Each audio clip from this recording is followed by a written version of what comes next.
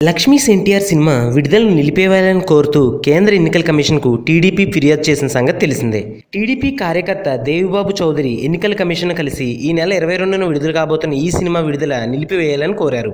సినిమాలో AP CM Chandrababu Naidu పాత్రను నెగిటివ్గా చూపించారని, సినిమా ఓటర్లపై ప్రభావం చూపుతుందని అభ్యంతరం వ్యక్తం చేశారు. తొలి విడత పోలింగ్ పూర్తయ్యే వరకు సినిమా విడుదల నిలిపివేయాలని డిమాండ్ చేశారు. ఈ ఫిర్యాదుపై రామ్ గోపాల్ వర్మ స్పందించారు.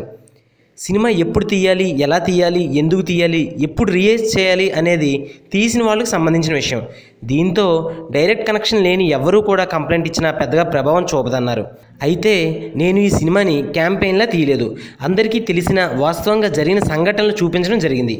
ఇది చంద్రబాబుకు నెగిటివ్గా తీశానని తాను ఎక్కడా చెప్పలేదు. దీనిపై ఎలక్షన్ కమిషన్ కూడా ఎలాంటి నిర్ణయం తీసుకుంటుందో చూడాలని ఆర్జీవీ వ్యాఖ్యానించారు. తన చిత్రాన్ని ఎట్టి పరిస్థితుల్లోనూ మార్చి 22న విడుదల చేయబోతున్నట్లు వర్మ స్పష్టం చేశారు. ఒకవేళ ఈసీ అభ్యంతరం తెలిపితే సినిమా విడుదల కోసం ఫైట్ చేస్తానన్నారు. ఈ సినిమాపై ఈసీకి ఫిర్యాదు చేసిన టీడీపీ కార్యకర్త దేవిబాబు చౌదరి ఓ టీవీ ఛానల్ లైవ్లో మాట్లాడుతూ, ఎట్టి పరిస్థితుల్లోనూ లక్ష్మీస్ ఎన్టీఆర్ చిత్రాన్ని మార్చి 22న రిలీజ్ కానివ్వబోము, అవసరమైతే చీఫ్ ఎలక్షన్ కమిషనర్ను కలుస్తాం, అక్కడ న్యాయం జరగకపోతే కోర్టు మెట్లు ఎక్కుతాం, ఎంతవరకైనా వెళ్తామని స్పష్టం చేశారు.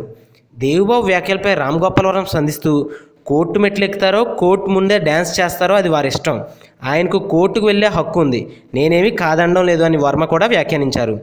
రామ్ గోపాల్ వర్మకు అసలు మహిళలంటే గౌరవం లేదు, తెలుగుజాడంటే గౌరవం లేదు, ఎన్టీఆర్ సినిమా తీసే అర్హత అసలు లేనే లేదు, ఈసీలో న్యాయం జరగకపోతే కోర్టుకైనా వెళ్తాం, ఇంకెంత దూరమైనా వెళ్తామని దేవిబాబు ఖరాఖండిగా తేల్చి చెప్పడం జరిగింది. If you like the video, please like us and subscribe Tollywood Nugget.